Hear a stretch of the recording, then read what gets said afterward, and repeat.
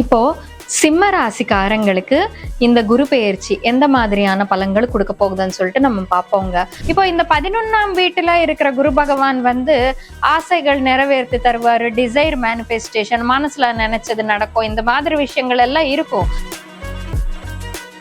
12ஆம் வீட்டுல உச்சகட்டமா பெயர்ச்சி ஆக போற குரு பகவான் உங்களுக்கு என்ன மாதிரியான பலன்கள் கொடுப்பாரு பாத்தீங்கன்னா, உங்களுக்கு நான் கொடுக்குற ஒரே ஒரு அட்வைஸ் என்னன்னா, பெரிய லெவல்ல இன்வெஸ்ட்மெண்ட் எல்லாம் போடாதீங்க, யாரையும் நம்பி.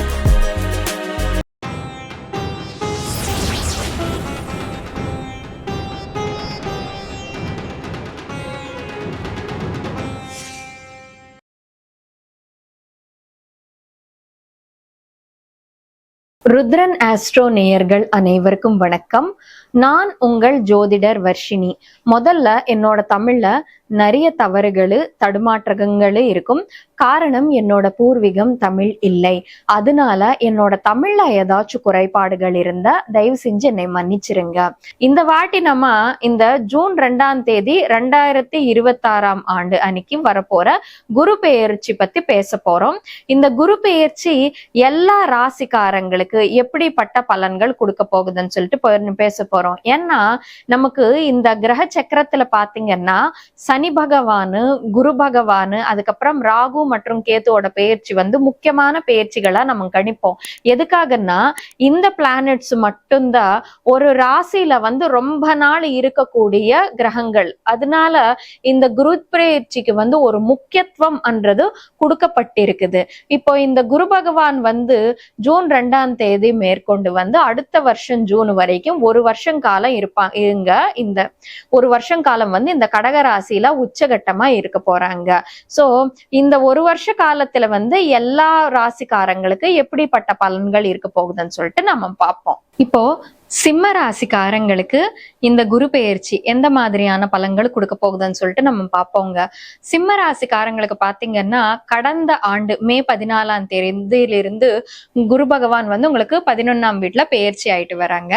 இப்போ இந்த ஆண்டு ஜூன் 2ஆம் தேதிக்கு பிறகு 11ஆம் வீட்டிலிருந்து 12ஆம் வீட்டுல பெயர்ச்சியாக போறாரு. இப்போ இந்த 11ஆம் வீட்டுல இருக்கிற குரு பகவான் ஆசைகள் நிறைவேற்றி தருவாரு, டிசைர் மேனிஃபெஸ்டேஷன், மனசுல நினைச்சது நடக்கும், இந்த மாதிரி விஷயங்கள் எல்லாம் இருக்கும். ஆனா உங்களுக்கு ஏற்கனவே அஷ்டம சனி போயிட்டு இருக்குது. அஷ்டம சனி தொல்லைன்றது கூட நீங்க அனுபவிச்சுட்டு தான் இருந்திருப்பீங்க. ஹெல்த் இஷ்யூஸ் வகையிலையோ, அப்படியே அவமானங்கள் வகையிலையோ, பணம் இழக்கிற வகையிலையோ அனுபவிச்சுட்டு இருப்பீங்க. அட்லீஸ்ட் இப்போ உங்களுக்கு குரு துணையாவது இருந்துருச்சு இவ்வளவு நாள். இப்போ ஜூன் 2க்கு பிறகு உங்களுக்கு எப்படி இருக்க போகுதுன்னு பாத்தீங்கன்னா, 12ஆம் வீட்டுல குரு பெயர்ச்சி ஆக போறாரு. அதுவும் 12ஆம் வீட்டுல உச்சகட்டமா பெயர்ச்சி ஆக போறாரு குரு பகவான். சோ 12ஆம் வீட்டுல உச்சகட்டமா பெயர்ச்சி ஆக போற குரு பகவான் உங்களுக்கு என்ன மாதிரியான பலன்கள் கொடுப்பாரு பாத்தீங்கன்னா, இப்போ உங்களுக்கு லாசஸ், எக்ஸ்பென்சஸ் கொடுப்பாருங்க முதல்ல. ஏன்னா 12ஆம் வீடு பாத்தீங்கன்னா அது நஷ்டத்துக்கு சம்பந்தப்பட்ட இடம், லாசஸ், எக்ஸ்பென்சஸ்க்கு சம்பந்தப்பட்ட இடம், டிப்ரெஷனுக்கு சம்பந்தப்பட்ட இடம், அப்படியே டிசீசஸ்க்கு சம்பந்தப்பட்ட இடம், டெத்துக்கு சம்பந்தப்பட்ட இடம், வெளிநாட்டுக்கு சம்பந்தப்பட்ட இடம் இந்த 12ஆம் வீடு. இப்ப 12ல குரு பெயர்ச்சி ஆயிட்டு இருக்கும் போது முதல்ல அஷ்டம சனி வேற இருக்குது, குருவோட துணை கூட இல்ல. முதல்ல பண நஷ்டம், வேலை பார்த்துட்டு இருக்கிறவங்களுக்கு வேலை இழக்கிறதுக்கான வாய்ப்புண்டுன்னு சொல்லிட்டு சொல்லலாங்க. வியாபாரம் பண்றவங்களுக்கு வியாபாரத்துல நஷ்டம் வர்றதுக்கான வாய்ப்புண்டுன்னு சொல்லிட்டு சொல்லலாங்க.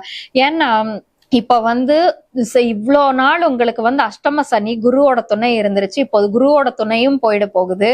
சோ இந்த டைம் பீரியட்ல சிம்ம ராசிக்காரங்களுக்கு பண வகையில நல்ல டைம் பீரியட் கிடையாது. உங்களுக்கு நான் கொடுக்குற ஒரே ஒரு அட்வைஸ் என்னன்னா, இவ்வளோ நாள் நீங்க வேலை பார்த்துட்டு இருக்கீங்க, வேலை இடத்துல நல்லமா தான் இருக்குது, எந்த ஒரு தொல்லையும் இல்லைன்னு வச்சுக்கோங்க. அவசரப்பட்டு ஒரு 10,000 5,000 எக்ஸ்ட்ரா கொடுக்குறாங்கன்னு சொல்லிட்டு தயவு செஞ்சு வேலை மாறிடாதீங்க. அப்படியே பெரிய லெவல்ல இன்வெஸ்ட்மெண்ட் எல்லாம் போடாதீங்க. யாரையும் நம்பி பணம் கொடுக்க வேண்டாம் முக்கியத்துல. ஏன்னா அஷ்டம சனி வேற போயிட்டு இருக்குது. அஷ்டம சனி எல்லாம் நம்பி பணம் கொடுத்தோம்னா திரும்பி வராது. அதுவும் 12ஆம் வீட்டுல வந்து குரு பெயர்ச்சி ஆகும்போது யாரோ ஒருத்தங்க சொல்லுவாங்க, பழைய ஃப்ரெண்டோ பழைய கிளாஸ்மேட்டோ, நான் இவ்வளவு பிசினஸ் பண்ணிட்டு இருக்கேன், நீ பாத்துக்க வேண்டிய அவசியம் இல்லை, நீ இன்வெஸ்ட் பண்ணா போதும் உனக்கு வந்து காசு வந்துடும், காசு கையில வந்து சேர்ந்துரும், இந்த மாதிரி சொல்லுவாங்க. தயவு செஞ்சு நம்பாதேங்க. அது எல்லாமே வந்து மொத்தத்துல நஷ்டம் வரும் இப்படி பண்ணீங்கன்னா. பேசாம வந்து நீங்க எந்த தொழில் பண்ணிட்டு இருக்கிறீங்களோ அது மட்டும் தான் பண்ணிக்கிட்டு போனா போதும். புதுசா வியாபாரிகளுக்கு நான் சொல்ற மெயின் அட்வைஸ் என்னன்னா, இப்போ வரைக்கும் உங்களுக்கு பிசினஸ் ஓரளவுக்கு நல்லா தான் போயிட்டு இருக்குது, நஷ்டம் இல்லைன்னு வச்சுக்கோங்க, அதையே பண்ணுங்க. தயவு செஞ்சு என்னமோ நான் வந்து இது பண்ண போறேன், கொஞ்சம் வேலை எக்ஸ்பேண்ட் பண்ணணும்னு நினைச்சு இந்த டைம் பீரியட்ல எந்த ஒரு முடிவும் எடுத்துக்க வேண்டாம். எதுக்கான இந்த டைம் பீரியட்ல நீங்க ஏதாச்சும் எக்ஸ்பேண்ட் பண்ணணும்னு பண்ணீங்கன்னா பயங்கரமா உங்களுக்கு லாசஸ் தான் வரும்னு சொல்லிட்டு சொல்லலாங்க. அப்படியே வியாபாரிகளுக்கு வந்து இந்த டைம் பீரியட் சுத்தமா சரியில்லை, பண நஷ்டம் சொல்லிட்டு சொல்லலாம். வேற என்னத்துக்கு பாத்தீங்கன்னா 12ஆம் வீடு மென்டல் எகோனிக்கு சம்பந்தப்பட்ட வீடுங்க. டிப்ரெஷன், முக்கியமா டிப்ரெஷன் யாருக்கு வந்து அதிகமா இருக்கும்னு பாத்தீங்கன்னா குழந்தைங்களுக்கு, ஸ்டூடெண்ட்ஸ்க்கு. ஏன்னா அவங்க வேலைக்கு போக மாட்டாங்க, காலேஜுக்கு போய் தான் படிச்சுட்டு இருப்பாங்க தானே. சோ ஸ்டூடெண்ட்ஸ்க்கு வந்து இந்த டைம் பீரியட்ல படிப்புல வந்து கான்சென்ட்ரேஷன் இஷ்யூஸ்ன்றது வர்றதுக்கான வாய்ப்பு இருக்குதுங்க. கொஞ்சம் டிப்ரெஷன், லவ் பிரேக்கப்ஸ் இந்த மாதிரி விஷயங்கள் நடக்கும். நீங்க படிச்சுட்டு இருக்கிற இடத்துல உங்களோட டீச்சர்ஸ் மூலமா ஆகுது, இன்னும் கூட படிக்கிற ஸ்டூடெண்ட்ஸ் மூலமா ஆகுது, கொஞ்சம் உங்களுக்கு கெட்ட பேரு டிஃபமேஷன்ன்றது வர்றதுக்கான வாய்ப்பு உண்டு. அது மட்டும் நீங்க கொஞ்சம் பார்த்துக்கிட்டா போதுங்க. அப்படியே 12ஆம் வீட்டுல பயிற்சி ஆயிட்டு இருக்கிற குரு பகவான் வந்து கட்டாயமா உங்களுக்கு டிப்ரெஷன் தருவாங்க. மன உளைச்சல்ன்றது இருக்குது, கூட படிக்கிற ஸ்டூடெண்ட்ஸ் மூலமாவோ இல்லாட்டி வந்து டீச்சர்ஸ் மூலமாவோ இல்ல பெரியவங்களே ஆயிருந்தாலும் வந்து இந்த டைம் பீரியட்ல உங்களுக்கு மேரேஜ் லைஃப்ல கொஞ்சம் இஷ்யூஸ்ன்றது வந்துட்டு மேரேஜ் மூலமா வந்து மன உளைச்சல்ன்றது வர்றதுக்கான வாய்ப்பு உண்டுன்னு சொல்லிட்டு சொல்லலாங்க. அப்படியே 12ஆம் இடம் டிசீசஸ்க்கு சம்பந்தப்பட்ட இடம். ஏற்கனவே வந்து அஷ்டம சனி போயிட்டு இருக்குது, அஷ்டமம் வந்து ஹாஸ்பிட்டல் ட்ரீட்மெண்ட்ஸ், 12ஆம் இடம் டிசீசஸ்க்கு சம்பந்தப்பட்ட, டிசீசஸ் ஹாஸ்பிட்டல்ஸ்க்கு சம்பந்தப்பட்ட இடம். சோ அதனால இந்த அஷ்டம சனி 12ஆம் வீட்டு குரு மூலமா உங்களுக்கு வந்து கொஞ்சம் சர்ஜரிஸ் இந்த மாதிரி விஷயங்கள் நடக்கிறதுக்கான வாய்ப்புண்டு. அடிக்கடி ஹாஸ்பிட்டலுக்கு போறதுக்கான சிச்சுவேஷன்ஸ் அமையறதுக்கான வாய்ப்புண்டுன்னு சொல்லிட்டு சொல்லலாங்க சிம்ம ராசிக்காரங்களுக்கு. இப்போ இந்த 2027 ஜூன் வரைக்கும் உங்களுக்கு இதேதான் ஒரு சூழ்நிலைன்னு சொல்லிட்டு சொல்லலாம். சில பேருக்கு எப்படின்னா காசு வந்து கையில நிக்காது, காசு 10 ரூபாய் காசு சம்பாதிச்சுட்டு இருப்பாங்க, எல்லாமே வந்து செலவழிச்சிட்டு இருப்பாங்க. சில பேருக்கு வந்து எப்படின்னா நம்ம 10 ரூபாய் இன்வெஸ்ட் பண்ணா 20 ரூபாய் வந்துரும்னு நினைச்சா 10 ரூபாய்க்கு 1 ரூபாய் கூட வராது, அந்த மாதிரி இருக்கும். சில பேரு பாவம் வந்து வேலையில எந்த கெட்ட பேரும் வாங்காம தான் வேலை பார்த்துட்டு இருப்பீங்க. மார்னிங் எந்திரிச்சு கரெக்டா ஜாபுக்கு போவீங்க, ஆனா வந்த சம்பளம் கரெக்ட் டைமுக்கு வராது. சோ வேலை இருந்து வேலையில நல்ல பர்ஃபார்மன்ஸ் இருந்து இவ்வளவு நல்ல ஒரு பொசிஷன்ல இருக்கு, மேனேஜர் பொசிஷன்ல இருந்து கூட நீங்க என்னன்னா கரெக்ட் டைமுக்கு சம்பளம் வராததுனால வந்து நிறைய பேச்சு வாங்க வேண்டி இருக்கும் 4 பேர்கிட்ட. சோ இந்த டைம் பீரியட்ல மோஸ்ட்லி உங்களுக்கு அவமானங்கள் நடக்கிறதுக்கான டைம் பீரியட்னு சொல்லிட்டு சொல்லலாங்க சிம்ம ராசிக்காரங்களுக்கு. சுத்தமா சரியில்லை டைம் பீரியட். அப்படியே 12ஆம் வீட்டிலிருந்து எங்க பார்வை வைப்பார் குரு பகவான்? 6ஆம் இடத்து மேல பார்வை வச்சிருக்காரு. 6ஆம் இடம் பாத்தீங்கன்னா எதிரிகளுக்கு சம்பந்தப்பட்ட இடம், கடனுக்கு சம்பந்தப்பட்ட இடம், அப்படியே ஹெல்த் இஷ்யூஸ்க்கு சம்பந்தப்பட்ட இடம். எதிரிகளோட தொல்லைன்றது இருக்கும். இப்போ வரைக்கும் பொதுவாவே சிம்ம ராசிக்காரங்கன்னு சொன்னாலே சிங்கம் மாதிரி இருக்கும் அவங்களுக்கு தைரியம். அப்படியே ஏதாச்சும் ஒரு விஷயம் சொல்லணும்னா ஸ்ட்ரைட் கட் டு த்ரோட் சொல்லிடுவாங்க. அவங்க மறைச்சு வச்சுக்கிற பர்சன்ஸ் கிடையாது. பட் என்னன்னா ரொம்ப கொடூரமா கூட பேச மாட்டாங்க, ஸ்ட்ராங்கா சொல்லுவாங்க. ஒரு விஷயம் வந்து உங்களுக்கு ஒரு விஷயம் பிடிக்கல, ஸ்ட்ராங்கா சொல்லுவாங்க, கட் டு த்ரோட் சொல்லுவாங்க. ஆனா சோ அதனால சிம்ம ராசிக்காரங்களை வந்து மேஜர்லி அவங்களோட எதிரிகள் வந்து டார்கெட் பண்ண முடியாது. ஆனா இந்த டைம் பீரியட்ல உங்களோட எதிரிகள் உங்களை டார்கெட் பண்றதுக்கான டைம் பீரியட். ஏன்னா டைம் உங்களுக்கு ஒழுங்காவே இல்லை கொஞ்சம், அதனால எதிரிகள் வந்து உங்களுக்கு டார்கெட் கொடுக்கறதுக்கு டார்கெட் பண்றதுக்கு தொல்லை கொடுக்கறதுக்கான டைம் பீரியட்னு சொல்லிட்டு சொல்லலாங்க. எதிரிகளோட தொல்லை இருக்குது. அப்படியே உடல் பாதிப்பு, ஹெல்த் இஷ்யூஸ்ன்றது இருக்குது, கடன் பிரச்சனை இருக்கிறதுக்கான வாய்ப்பு உண்டு. 12ஆம் வீட்டிலிருந்து எங்கே பார்வை வைக்கிறார் குரு பகவான்? அஷ்டமத்து மேல பார்வை கொடுக்கறாரு. அஷ்டம பாவம் பாத்தீங்கன்னாலே உங்களுக்கு அது வந்து இதுக்கு சம்பந்தப்பட்ட ஹவுஸ், ஹெல்த் இஷ்யூஸ்க்கு சம்பந்தப்பட்ட ஹவுஸ், அப்படியே எமர்ஜென்சி அவமானங்களுக்கு சம்பந்தப்பட்ட ஹவுஸ்.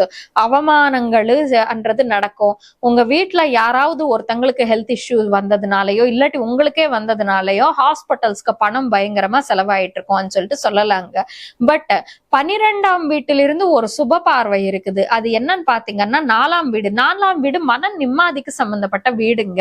சோ மன நிம்மதி அமையறதுக்கு, மன நிம்மதி இழக்கிறதுக்கான சிச்சுவேஷனும் இதேதான். அது எப்படின்னு நான் சொல்றேங்க. நீங்க இந்த டைம் பீரியட்ல மெட்டீரியலிஸ்டிக்கா போற டைம் பீரியட் கிடையாது. ஓவர் மெட்டீரியலிஸ்டிக்கா இருந்து ஓவர் என்ஜாய்மெண்ட்ஸா இருக்கீங்கன்னு வச்சுக்கோங்க, மன நிம்மதி கிடைக்காது. அதே 12ஆம் வீடு பாத்தீங்கன்னா ஸ்பிரிச்சுவாலிட்டிக்கு சம்பந்தப்பட்ட ஹவுஸ். எவ்வளவு பிரச்சனை இருந்தாலும் ஸ்பிரிச்சுவல் கான்சியஸ்னஸ்ல நீங்க வந்திருக்கீங்க. ஃபார் சப்போஸ் அசைவம் சாப்பிடுற ஒரு பழக்கம் இருக்குதுன்னு வச்சுக்கோங்க, அசைவம் விட்டுருங்க. அசைவம் விட்டுட்டு வந்து இந்த ஒரு வருஷத்துக்கு ஏதாச்சும் ஒரு மந்த்ரா சாண்டிங் எடுத்துக்கிட்டு மந்திரம் சாண்டிங் வந்து பண்ணிக்கிட்டு போறது, கொஞ்சம் கடவுளுக்கு வந்து நெருக்கமா இருக்கிறது, டெய்லி விளக்கேத்து வந்து சிவன் பகவானை அர்ச்சனம் பண்றது, இந்த மாதிரி விஷயங்கள் பண்ணிக்கிட்டீங்கன்னு வச்சுக்கோங்க. இந்த ஸ்பிரிச்சுவாலிட்டி ஹவுஸ் வந்து லிபரேட் ஆயிடும். உங்களுக்கு ஸ்பிரிச்சுவாலிட்டி என்றது கான்சென்ஸ் ஓபன் அப் ஆயிடும். அது மூலமா வந்து உங்களுக்கு மன நிம்மதி என்றது அமையறதுக்கான வாய்ப்பு உண்டுன்னு சொல்லிட்டு சொல்லலாம். எவ்வளவு பிரச்சனை வந்தாலும் ஆரம்பத்துல அது வந்து உங்களை ரொம்ப கஷ்டப்படுத்தினாலும் அப்புறமா வந்து என்னன்னா உங்களுக்கு பீஸ் ஆஃப் மைண்ட்ன்றது தானாவே அமையும்னு சொல்லிட்டு சொல்லலாங்க சிம்ம ராசிக்காரங்களுக்கு. சோ ஆக மொத்தத்துல பார்த்தோம்னா சிம்ம ராசிக்காரங்களுக்கு இந்த ஒரு வருஷம் அந்த அளவுக்கு நல்லாவே இல்லை. இந்த வருஷத்துல வந்து நீங்க நிறைய சிச்சுவேஷன்ஸ் ஃபேஸ் பண்ணுவீங்க. ஆனா இந்த மாதிரி சிச்சுவேஷன் ஃபேஸ் பண்ணிட்டு இது தாண்டி நீங்க வெளியே வந்துட்டீங்கன்னு வச்சுக்கோங்க, உங்களை விட வந்து ஹீரோ இங்க யாருமே இருக்க மாட்டாங்க. ஏன்னா இதுக்கப்புறம் உங்களுக்கு எதே வந்தாலும் ஃபேஸ் பண்ண முடியும்ன்ற மாதிரி இருக்கும். சோ ஒரு கெட்டதுமே வந்து நல்லதுக்கு தான் நீங்க புரிஞ்சுக்கிட்டு இருக்கீங்கன்னா இந்த வருஷம் உங்களுக்கு ரொம்ப நல்ல வருஷமா அமையும்னு சொல்லிட்டு சொல்லலாங்க. இப்போ இந்த சிம்ம ராசிக்காரங்களுக்கு என்ன ரெமிடி நம்ம பண்ணலாம் சொல்லிட்டு பாத்தீங்கன்னா, முதல்ல உங்களுக்கு பினான்சியல் லாசஸ்ன்றது இருக்கிறதுக்கு வாய்ப்பு இருக்குது. சோ ஃபர்ஸ்ட் கனகதாரா ஸ்தோத்திரம், ஏன்னா கனகதாரா ஸ்தோத்திரம் படிச்சா உங்களுக்கு தேவைப்படுற டைம்ல வந்து மணி கிடைக்கும்னு சொல்லிட்டு வாங்க. சோ கனகதாரா ஸ்தோத்திரம், ருண விமோச்சன அங்காரக ஸ்தோத்திரம், கடன் வாங்குறதுக்கான வாய்ப்பு உண்டு இல்லையா, ருணம் விமோச்சன அங்காரக ஸ்தோத்திரம் ஒண்ணு படிக்கணும். அதுக்கப்புறமா வேற என்ன படிக்கணும்னு பாத்தீங்கன்னா, உங்களுக்கு வந்து பீஸ் ஆஃப் மைண்ட்ன்றது ரொம்ப குறைவா இருக்கிறதுக்கு வாய்ப்பு இருக்குது. ஆனா ஸ்பிரிச்சுவல் கான்சியஸ்க்கு வர்றதுக்கு, பீஸ் ஆஃப் மைண்ட் கிடைப்பதுக்கு வாய்ப்பு உண்டு. அது உங்க கையில தான் இருக்குது. சோ அதுக்காக சிவ பகவானை வந்து நீங்க சிவ பகவானை கும்பிட்டீங்கன்னா உங்களுக்கு நல்லா இருக்கும். ருத்ர கவச்சம், காலபைரவாஷ்டகம் இந்த ரெண்டுமே வந்து கட்டாயமா டெய்லி படிச்சா உங்களுக்கு மன நிம்மதியும் அமையும், கொஞ்சம் கடவுளுக்கு நெருக்கமா இருக்கிற மாதிரி இருக்கும். எவ்வளவு பிரச்சனை இருந்தாலும் அது அப்படி கொஞ்சமா உங்களை பின் பண்ணிட்டு போகும், அது பெருசா தெரியாதுன்னு சொல்லிட்டு சொல்லுவாங்கங்க. சோ இது இந்த சிம்ம ராசிக்காரங்களுக்கான பலன்.